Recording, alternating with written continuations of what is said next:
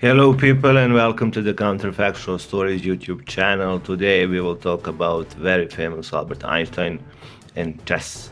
Before we start, don't forget to press subscribe button. He was born in Germany on March 14, 1879. The family moved to Munich next year. He may have first played chess in Munich. In 1936, he did tell a reporter that he played chess as a boy. He grew up in Munich but left at age 15 when his parents moved to Italy in 1894. In 1896, he renounced his German citizenship and enrolled in a Swiss technical school. He graduated with teaching diploma in 1900 and became a Swiss citizen. At the age of 25, he received his doctorate after submitting his dissertation on a new determination of molecular dimensions. The same year, he wrote articles on Brownian motion, the photoelectric effect, special relativity, and energy equivalency. The paper on the photoelectric effect later won him the Nobel Prize in Physics in 1921. In 1914, Einstein moved to Berlin as a professor at the local university and became a member of Prussian Academy of Science. He also served as a director of the Kaiser Wilhelm Institute of Physics. In October 1918, Emmanuel Lascar and Albert Einstein first met at the home of Einstein's friend and biographer Alexander Moskovsky, also a chess player. Einstein wrote to his mother, Pauline, "Recently I made the acquaintance of the chess master Lascar, a small fine gentleman with a sharply cut profile and a Polish Jew, yet gentle manner. He has been world champion in chess playing for 25 years and is a mathematician and philosopher to boot. He stayed contentedly seated until 12 o'clock, even though a great tournament awaited him the next day." Lascar won the tournament in Berlin ahead of Rubinstein, Schlechter, and Tarrasch. Lascar had been living in Berlin since 1908. Einstein and Lascar became more closely acquainted with each other on walks together. Einstein wrote about those walks, during which we exchanged our opinions on a great variety of issues. It was a somewhat one-sided exchange, in which I was more the taker than the giver, for it was mostly more natural for the eminent productive person to develop his own thoughts than to adjust the thoughts of someone else.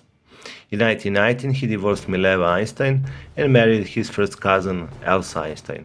At the age 43, she was 3 years older than him. He was now 40. In 1920, Einstein said there were but 12 men in the world who understood what he was talking about in regard to relativity. Emmanuel Lascar was critical of the theory of relativity at that time. Lascar thought Einstein's theory of relativity was wrong and that the speed of light was limited to the particles in space. Lascar did not think there was a perfect vacuum. In 1927, Einstein and Emmanuel Lascar were living in Berlin, and they became good friends. Lascar lived virtually around the corner from the Einsteins at the Achtenbruckstraße number 6 in the Schönberg district of Berlin. In December 1928, Einstein wrote to Dr. Emmanuel Lascar congratulating him on his 60th birthday. Einstein wrote, "Emmanuel Lascar is one of the strongest minds I ever met in my life. A Renaissance man gifted with an unstumbled urge for liberty, averse to any social bonds. As a genuine individualist and self-willed soul, he loves deduction, and inductive research leaves him cold. I love his writings, irrespective of their content of truth, as the fruit of a great original and free mind." Adolf Hitler came into power in 1933, and there was a nationalist hatred of Einstein, accusing him of creating a Jewish physics. Einstein then fled Germany and was given permanent residence in the United States. He accepted a position at the Institute for Advanced Study in Princeton, New Jersey. He was 54 years old when he first arrived in the USA. The director of this institute, Dr. Robert Oppenheimer, was at that time. Sorry about that. Emmanuel Lascar also fled Berlin about the same time that Einstein left, but went to the Soviet Union. Both of their homes were ransacked by the Nazis. Einstein was an amateur chess player. He played chess with the neighbors and friends. He always had a chessboard set up at home. He was probably most active in chess in the late 20s and early 30s. However, he was not enthusiastic about chess. In the 40s, Einstein told freelance writer Peter Bucky, "I do not like this kind of struggle. The reason for my dislike in chess are above all ethical concerns. Namely, the main goal of the game is to beat the opponent by applying different tricks and deception." In 1934, Einstein visited friends and relaxed with a game of chess. When he met children, he asked them if they liked music or could they play chess. He would occasionally teach a child the basics of chess, then tell the child to practice, then would play the child a game of chess the next time they met. In 1938, Paul Nemeni, a Jewish-Hungarian scientist, fled to America and headed to Princeton to consult with Albert Einstein. He found a job working for Einstein's son, Hans Albert, at the University of Iowa's hydrology lab. There are strong indications that Nemeni is the biological father of Bobby Fischer. He met Bobby Fischer's mother, Regina, in the 1942 at the University of Colorado. In the 1940s, Emmanuel Lascar wrote a book called Community of the Future. An exchange of letters survives in which Lascar asked Einstein to write a preface to his book.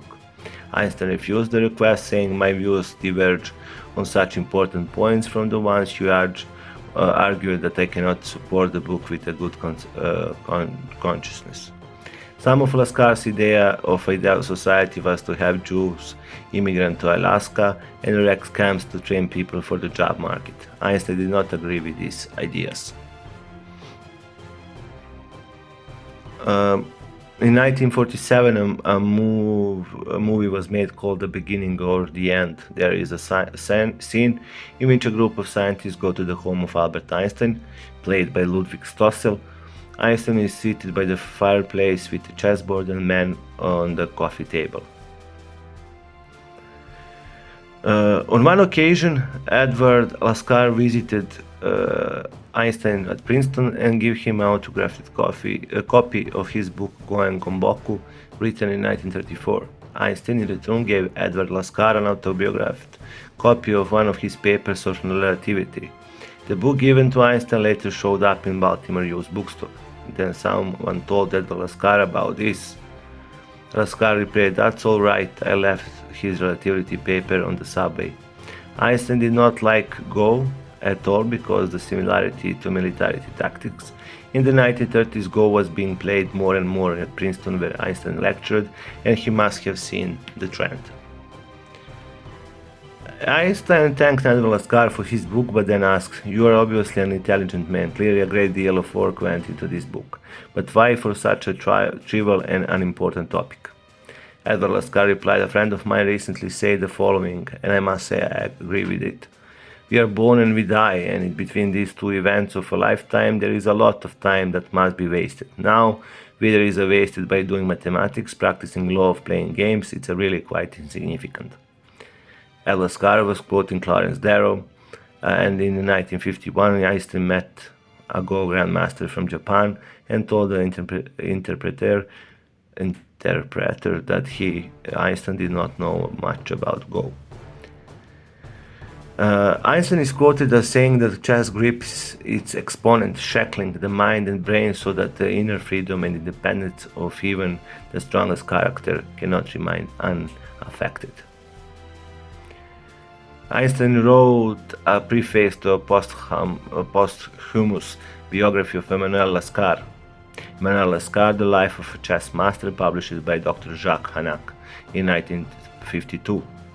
Barney Winkelmann wrote to Einstein to see if he would write an introduction to Hanak's book. For an English edition, Einstein replied back with the foreword.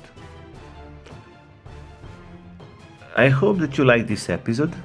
As we can see, Einstein was very interesting in chess, and he was also a very good player.